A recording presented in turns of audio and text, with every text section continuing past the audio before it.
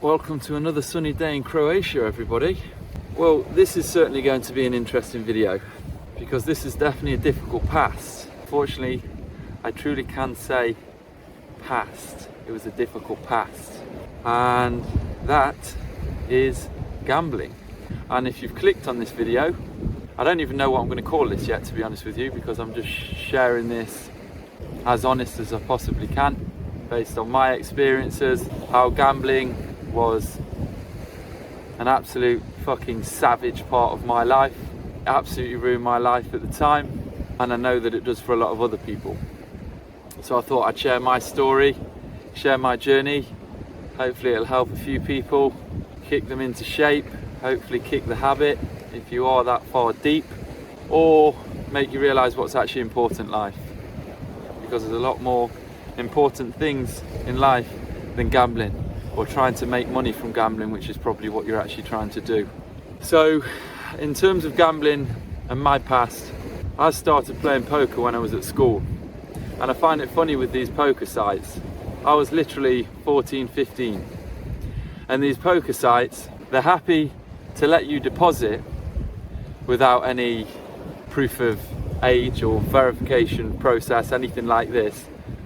But the moment that you want to withdraw, and don't get me wrong, that was once in a blue moon. The moment that you want to withdraw, you have to send an ID and the rest of it. Of course, you've got to be 18. And I wasn't 18 at the time. And yet they still allowed me to put on my bank card and take the money from me. So these companies know what they're doing. They're happy to take your money. And they certainly took a lot of my money. And it was my choice, don't get me wrong. I'm not blaming them. I shouldn't be doing it at that age. Now, I started playing poker when I was at school, must have been 14, 15 years old. And this was in the classroom with friends and stuff like this. I started playing online as well. And I was a paper boy at the time, I think actually. From 13, 14, 15, 16, I had 2 paper rounds.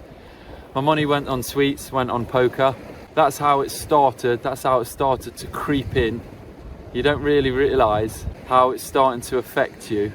And then I basically started to get more serious, and my first job was as an air conditioning engineer when I left school at 16. Straight out of school, straight into an apprenticeship, and I worked with a bunch of savages. If people know the building industry and stuff like this,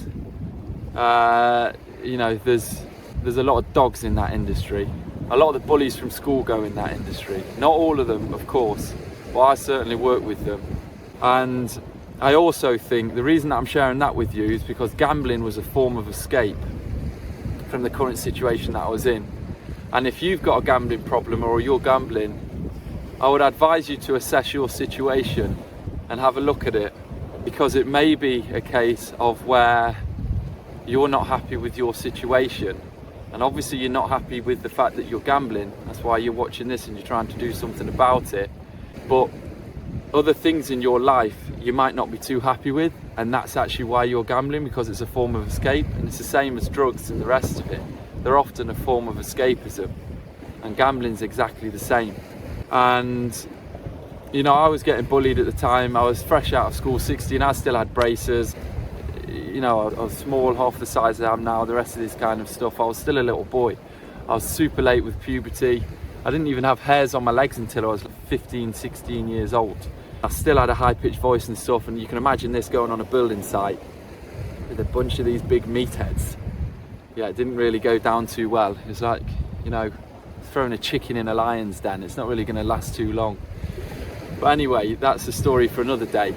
This is about the gambling. And basically what I was doing then, I started pushing gambling more. Every single penny that I had, that I was earning, which wasn't much, it was only apprenticeship wage. I was on about £850 a month, which is a joke of a wage, especially considering how I was being treated. But all of that money, I was going straight home, I was whacking it straight into poker. I was with my friend Tom as well. We'd even go down to this place called Riley's in Nottingham, and they had slot machines. Any form of gambling that you can think on, I would go to, and I would spend literally every single penny I had and more, because when I was, as soon as I could get an overdraft, I think I could get an overdraft at 18, and it was £3 grand. I was maxed out on my overdraft, and that was because of gambling, and it was all going straight into gambling. And basically any form of gambling that you can possibly think of: horses, dog racing, poker, slot machines, roulette, blackjack. I'm pretty sure any form of gambling that you can name, I will have done and I will have tried. And I will have tried to master it as well. It seems stupid now. Now I'm older and I look back and I think about these days when I was actually trying to strategize roulette. How ridiculous is that when you think about it, when literally it is a game of chance. And I promise you, no matter how much of a mathematical genius you are, and however much you study that roulette wheel, the casino will always have the edge. Now with poker it's different, and that's why it can also be difficult to get out of, because there is skill involved, and obviously there's professional poker players. But this is another thing of why I wanted to share this story, because I started taking poker seriously. I lost all of my money, every single penny that I had. The majority with poker, a lot of it was roulette. But talking about poker, I studied the books, I did all the rest of this kind of stuff, but I've got an addictive personality, and I know that. And my pastors also taught me that. And especially with gambling and stuff like this, it does not fare well with my personality because I can't stop. And also it's that lure of potentially winning, and especially when you're not earning much money. If you're earning 850, 900,000 pounds a month, or you're on minimum wage, the thought of making a few hundred quid, that's enough to entice you to spend a lot of money to try and do that. Because you start calculating, okay, well if I can make 100 quid and I'm getting £10 an hour, I've earned a day's wage. And I think there lies the problem as well, and you constantly chase that. Now, I will share with you the worst day of my life gambling, and what ultimately forced me to stop, because I felt so disgusted at myself. With poker, I was playing online, and then I was playing it live as well. And obviously I was living in Nottingham at the time. I lived in Nottingham until I was 24 years old.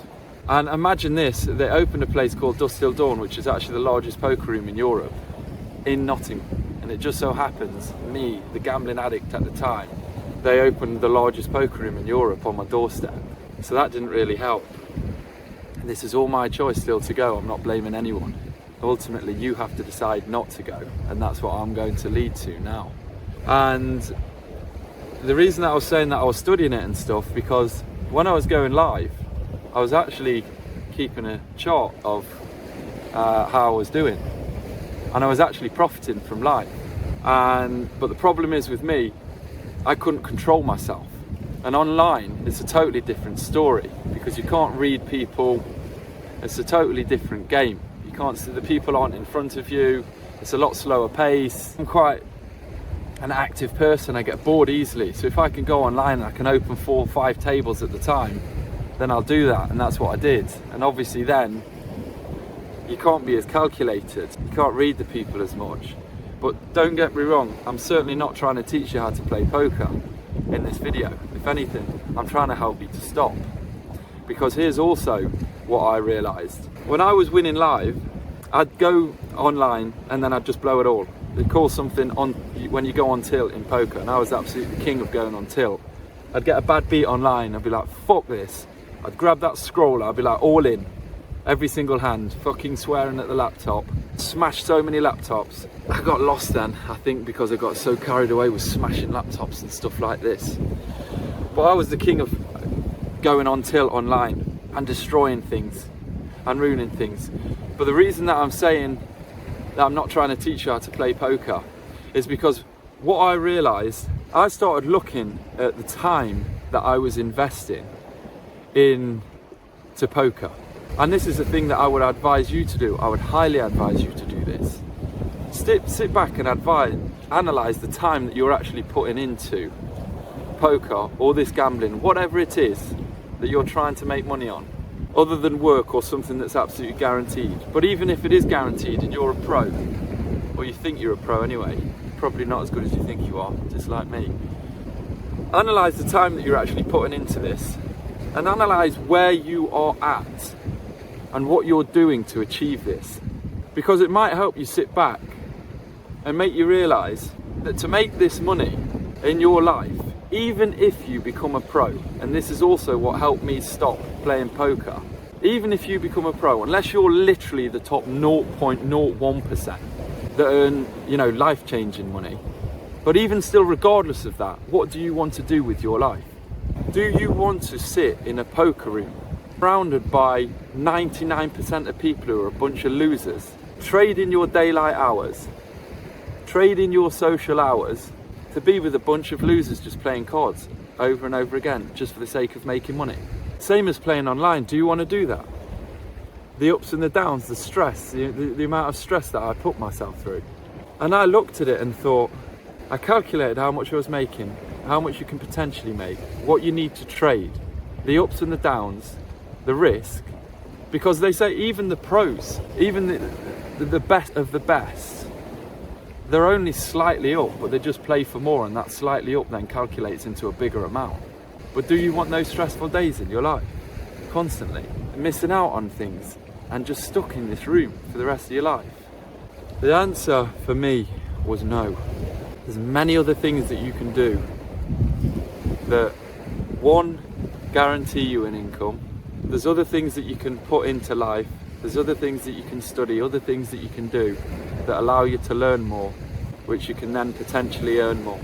And you're not stuck in a poker room, or you're not stuck in your bedroom playing poker, just doing this for the rest of your life, just chasing. And when I'm saying that, then that's even the people who are successful. Do you even want to do that? To the 99% of people who are watching this that are not successful and that lost money like me, you do not want to do that. I promise you, you don't want to do that. You don't want to be a vampire in your bedroom, losing money, not socialising, not progressing, not learning. Like me, you don't want to do that. And I did that from the age of about 14, 15 until I eventually quit when I was basically 24. So 9-10 years I was heavily addicted to gambling. And you know what the final straw was for me? Because like I said, I was doing it all. And I know I've obviously gone heavy on poker here because, other than blackjack and card counting the rest of this, within reason, that's the only game that truly has any form of skill to it. The rest of it, roulette, you're flipping coins. Horses, yeah, you can study it. But whatever, gambling as a whole, for the majority of people, for a fact, is a loser's game. And I'm definitely speaking to all of you people now, the majority of you that are losing money. You're going to have the odd person that thinks, oh no, I know this, I can study this, yeah, I've done this. If you want to do that and you want to do that and you want to be in Ladbrokes and you want to be inside this room with other people who are actually losers, fair enough, you crack on and you spend your life doing that. But for the 99% of people who are losing, it is my darkest day in gambling. And imagine this, I'm going to tell you another story. When I was at school, I broke my leg. Some wood fell on my leg and I got $3,000 in compensation that was going to be paid to me when I was 18 years old, released. Guess what I did? On the day that I got that £3,000, I was in the casino and all of that £3,000, not in one day, but I would say it was over the space of a few weeks, a month max, went on the roulette wheel. Can you imagine that? For someone that was earning £800 a month from their job, they were waiting for a £3,000 payout for compensation that they got when they were 18, and all of it went on the roulette wheel. And that's not even my darkest day. I was just getting warmed up at that time. I must have spent thousands of pounds over the years up until I was 23, 24 years old. I was still maxed out on my overdraft. I think I'd extended my overdraft to £4,000. And I actually had a business at the time, so I started earning more. Tom and Simon's Kitchen, a fish and chip business. I actually sold that to my mate. So I was earning more. I wasn't earning the £800. I was actually earning a lot more. And I was still gambling it all. Still playing poker, still doing roulette. But you know the darkest day of my life with gambling? I was £3,000 in to my £4,000 overdraft. And I needed the money. I needed more money for something I can't remember. I had a car loan and all this kind of stuff at the time as well. It was totally stupid with money in all aspects. And I took out £500. I was at the casino I put that on roulette, lost that, and I couldn't afford my car finance with the remainder of this £500 if I spent it. But I literally could not stop myself from gambling on that night, and I withdrew it all, the final £500 of my £4,000 overdraft, and I lost that on the roulette wheel, and I couldn't afford my finance on my car.